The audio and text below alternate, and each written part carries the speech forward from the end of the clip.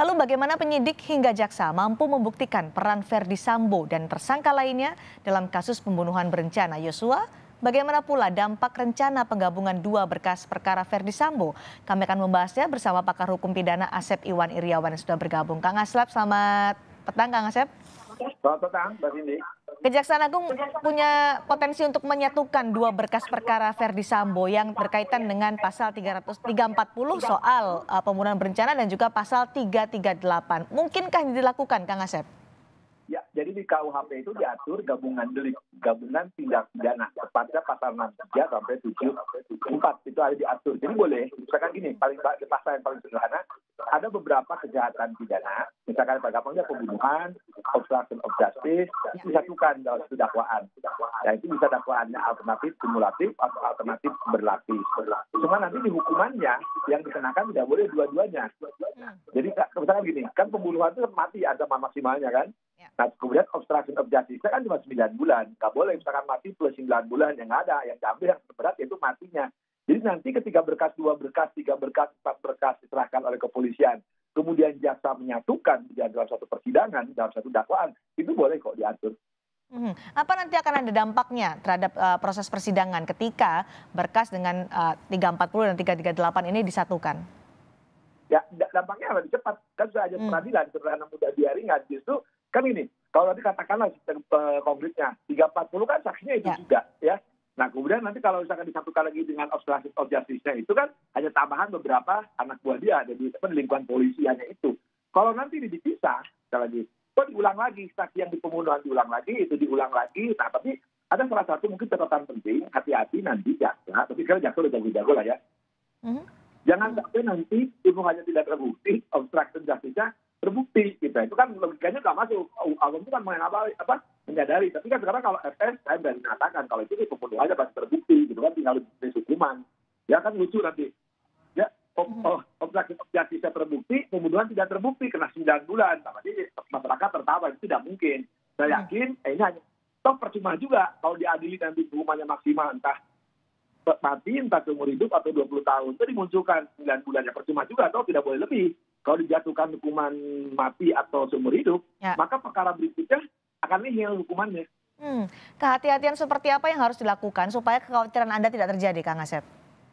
Ya, nah tadi sering saya katakan kan di acara Kompas TV ini kan, jaksanya harus hati-hati. Karena ini, yang diadili ini kan jago, ya sekali lagi, seorang jenderal, bahkan seorang kaisar, gitu ya, walaupun jenderal dipecat. Tapi dia seorang kaisar, ya, yang memang yang ngerti perkara-perkara ini. Dulu kita perhatikan ada beberapa kejadian menarik kan, menjadi sensasi nasional kan, perkara pembunuhan. Dia jadi versinya, nah jadi dia juga harus, dia lebih pengalaman. Artinya kalau ini dalam tanda petik, ya jangan ngadalin buaya. Nah, jaksa maupun hakimnya harus dinosaurus semua. Artinya apa? Jangan sampai dikadalin, nah nanti dia lebih tahu, gitu kan, tekniknya. Jadi ini, tadi pagi saya katakan juga di Kompas TV, ini permainan adu strategi. Ya, adu strategi, jangan sampai nanti jaksa kehilangan 3-4 kalimat, tapi itu fatal. Ada prinsip yang harus dipenuhi, cermat, jelas, dan lengkap untuk bisa menyusun berkas perkara hingga nanti akan dilimpahkan ke pengadilan oleh jaksa. Nah, untuk memenuhi unsur 340 secara cermat, jelas, dan lengkap, apa yang kemudian syarat formal yang harus dipenuhi oleh jaksa penuntut umum soal ini? Ini benar. Ini kuncinya nanti di pengadilan cuma ini. 340 itu kan unsurnya pertama, itu dulu. Cermat itu teliti detail. Jadi harus membetul teliti detail. Lengkap itu dari A sampai Z, pelaku diuraikan. Termasuk tadi kan, kemudian lengkap, jelas, cermat, jelas. Jelas itu memang bisa dibaca peran masing-masing, ya, peran orang itu. Jadi, nah ketika 340 dibuktikan barang siapa, jelas barang siapa pelakunya orang, kan. FS, E, RR, KM. Nah, untuk berikutnya, dengan sengaja. Nah, dengan sengaja inilah kita akan bermain. Sengaja itu bahasa hukumnya willing and witting. Dia harus mengetahui dan mengendaki. Dia mengetahui loh ada pembunuhan itu. Terlepas kami dikatakan, terlepas dia membunuh, menembak awal atau akhir, yang penting dia mengetahui pembunuhan. Bahkan kan pasti dibuktikan kan, itu melakukan karena perintah. Jadi dikehendaki oleh siapa? Oleh FS. Ini terbukti. Ya, tidak. Itu harus nanti dakwaan harus rinci tuh, harus termasuk lengkap uraiannya. Waktu, lokus tempus, waktu dan tempat rinciannya harus detail. Kemudian berikutnya. Nah ini direncanakan, kalau waktu direncanakan itu bahasa hukumnya paling gampang, ada jeda waktu. Jeda waktu singkat juga boleh. Jeda waktu begini, saya nusuk Mbak Tini. Ya, tapi sebenarnya saya bisa tidak punya waktu, walaupun 2 menit, 3 menit, kalau saya nggak jadi, itu kepikiran kan? Nah, itu juga jeda waktu itu termasuk tidak harus dari Magelang, tidak harus dari Saguling. Apalagi kalau terbukti sejak dari Magelang dia mengatakan merasa harkat martabat atau petunjuk ada pelecehan seksual, itu di versi dia ya. Itu berarti ada sesuatu kan? Nah, berarti sejak itu ada sesuatu dan berarti ada dendam, berarti dia direncanakan. Memenuhi syarat, memenuhi unsur artinya ya. Dia bisa menarik niatnya itu kan. Oke. Menghilangkan nyawa sudah terbukti, ada orang meninggal. Jadi kalau 340 sebenarnya lagi ya sudah masuk barang itu untuk RS ya. Nah kalau aksetan tersendiri jabatan perintah jabatan, jadi dia mungkin bisa kena 51. Cuma yang saya hatikan tadi berkata-kata hati-hati di KM dan di RR karena RR kan ada perubahan. Dia kan selama ini itu membantu. Nah apakah membantu atau ikut serta? Tapi kalau MS sama ya sekira pengalaman empirik saya atau secara teori atau secara juridis itu gampang ya, walaupun itu kan berbeda keterangan. Di FS mengatakan tidak saya nembak, peduli amat, punya 2 kali 3 kali, yang penting Anda aktor intelektual, ya aktor dominus Anda lah pelakunya yang lebih berat sebenarnya. Tapi nanti di R, kalau menguraikan R di dakwaan tidak cermat, tidak jelas, tidak lengkap, saya kasih contoh. Kalau nanti di uraian dakwaannya misalkan membantu, tapi sebenarnya ikut serta, itu yang sekali berkata-kata saya dengar kata kasar tuh ya, konyol itu makanya bilang nggak salah tuh.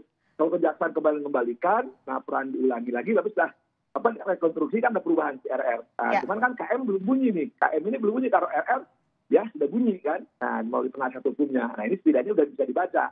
Oke, dengan perubahan mendadak dari Bribka, RR yang disampaikan oleh pengacaranya, bagaimana bisa membuktikan bahwa ia membantu atau ia hanya ikut serta? Ini kan juga sangat beda, Kang Asep. Bagaimana untuk bisa membuktikan itu? Tepat, Mas Indi ya. Sebenarnya saya nggak boleh. Ini triknya penasihat hukum ya gitu. Tapi gini saya ditanya aja. Makanya jaksa, tapi saya percaya nih, jaksa jam hidupnya Pak Dio Juhana ini jago, sangat cerdas dan sangat pintar dan pengalaman itu persis dia di KPK maupun dulu Kajati di Jawa Barat. Kemudian direkturnya Supardi juga sama di pengadilan Kajati Selatan, Jeli. Nah kalau saya tidak akan ngomong membedakan membantu dan ikut serta, ya, karena nanti khawatir digunakan oleh penasihat hukum. Jadi ini gini deh, paling gampang paling sederhana gini, kalau ngebantu saya nyubit Mbak Tini, bantu juga tangan diginiin kan, ya. Nah tapi kalau ikut serta, saya cubit Mbak Tini. Nah dia juga nyubit, ikutan nyubit, jadi rame-rame, keroyokan. Nah itu bahasa sederhananya. Cuma nanti di pertarungan hukum akan keluar, maaf ini ada teknis sekali ya, teori dari para pegawai hukum ya, dari Pan Bebelen, Pan Hatun, wah itu kan muncul. Itu perdebatan jurisprudensi. Cuman maka saya bilang, berkali-kali saya ingatkan, hati-hati nanti ketika menguraikan tadi uraian cermat jelas lengkap, ya ketika dibantu oleh KM dan dibantu RR, pada petik ya dibantu, atau ikut serta. Ini yang penting, karena sejak awal pihak kepolisian menunjuk 55 dan 56. 55 itu turut serta, ya. Kalau 56 membantu, itu yang harus hati-hati. Itu harus hati-hati. Bagian mana yang bisa menjadi celah atau keplesetnya jaksa untuk bisa tidak membuktikan ikut serta atau membantu itu, Kang Asep? Tadi Mbak Dika udah hebat, pintar tuh Mbak Didi. Jadi cermat, jelas, lengkap. Itu 143 mengatur. Kalau tidak cermat, tidak jelas, lengkap, itu dakwaan batal. Misalkan gini, ya, nanti kamu diuraikan aktor intelektual, bla bla bla, gitu kan ceritanya bagus. Misalkan bagaimana dilakukan menghilangkan nyawa. Singkat cerita, dia perintahkan, ya. Nah, pas dia ikut menembak atau kawan yang penting dia udah kata perintah, udah kunci itu, karena menghilangkan. Tapi ketika di situ ada RR, KM, PC, perannya tidak jelas, nah dakwaan berarti tidak cermat, tidak jelas. Jadi ketika melakukan perintah itu, apakah dibantu, apakah ikut serta, nah itu yang memang harus agak jeli gitu. Karena gini, Mbak ini kebetulan ada beberapa hakim yang takut gitu. Maaf harus saya nyebut nama. Itu udah hakim namanya si Randi Pahlawi, tadi orang Toraja juga di itu kalau dan atau tidak muncul habis tuh. Dia hakim di Jakarta. Saya khawatir kalau tak banding dipegang dia atau dua. Dan Parmono itu hakimnya termasuk betul-betul legalistik. Tapi memang itu aturan main gitu. Karena hukum acara itu tekstual, limitatif, interpretatif dan memaksa. Jadi kalau memang jaksa agak keteringkut sedikit bisa nangis tuh jaksa. Tapi saya percaya lah. Jadi kalau nanti bahas ini ngutik-ngutik ini kan sayang ilmunya penasihat hukum. Ini yang artinya membuat kenapa masyarakat juga akhirnya menunggu kenapa berkas ini tidak segera selesai, baik di Barreskrim maupun di Kejaksaan Agung, karena perlu ketelitian yang sangat hati-hati ya, Kang Asep. Ya, jadi gini, ajas hukum itu partia tuh harus patut, harus teliti, harus hati-hati. Ya. Jadi kebetulan tadi kan berkasnya menyangkut tersangkanya seorang, tadi saya katakan kan, seorang serse yang pengalaman, jenderal bahkan seorang kaisar, ya. Nah, sekali lagi, kemudian berkas ini memang menarik perhatian publik, publik menunggu, ekspektasi publik jangan sampai kecewa, kemudian berhadapan dengan jaksa, yang itu jaksa dua, setidaknya jaksa Pitidum dan direktur penuntutan ini, dua orang yang sangat berpengalaman, termasuk orang yang sangat detail, ya. Kalau sesuatu itu saya kenal baik, ya, Supardi maupun Pak Fadil Juhana, ya, ketika di KPK dua-duanya saya akan sering bergaul sama mereka, itu termasuk yang sangat huruf A atau nonging aja dikit bisa marah tuh Fadil tuh, ya. Ya maaf, utama Fadil karena masa teman dekat. Ini memang dia akan hati-hati. Nah, yang kita khawatirkan kan tidak mungkin nanti jaksa agung muda ini maupun direktur turun di persidangan kan. Yang turun pasti anak buahnya. Nah, kalau anak buahnya jam terbangnya, maaf ya, mohon maaf sekali lagi, jam terbang tidak sama dengan gurunya yang dihadapi dari seorang pengacara. Nah, ini hati-hati media. Selama ini kan pengacaranya KM maupun KM malah sudah muncul. Pengacara FS sudah tidak muncul. Tadi saya di acara pagi saya katakan, hati-hati dia menyimpan senjata yang paling ampuh. Karena kan semua ngoceh terus kan, yang lainnya ngoceh terus kan, apalagi ada pihak tertentu yang... Senjata paling ampuh itu apa maksud Anda, Kang Asep? Menyimpan senjata yang paling ampuh.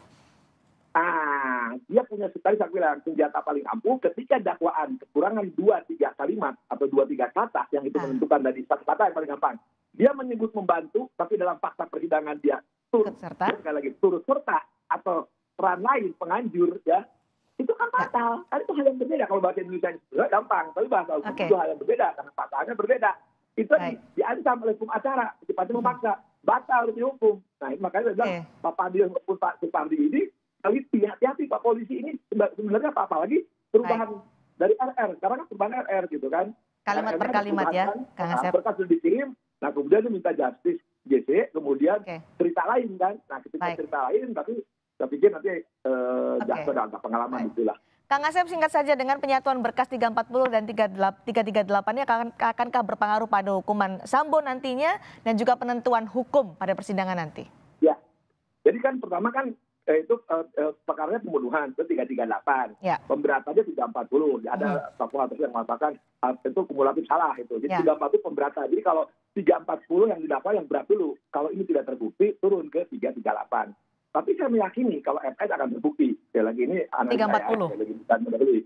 340 tadi saya uraikan tadi pasti terbukti untuk FS sebagai aktor intelektual. Ya, dia tinggal bermain di tindak peringanan. Saya termasuk sejak awal terbebas ya karena perintah jabatan. Cuman, tadi yang jadi masalah KM, RR, PC itu kan belum nampak, 3 ini belum nampak, kalau RR baru muncul kan. Ini yang jadi masalah. Nah, kalau bisa kena 338 atau tadi, nah kalau misalkan 340 terbukti, kemudian obstruction of justice terbukti, hukuman yang maksimum yang 340 yang digunakan. 340 pembunuhan berencana. Terima kasih Kang Asep Iwan Iryawan sudah bergabung bersama kami di Sapa Indonesia malam hari ini.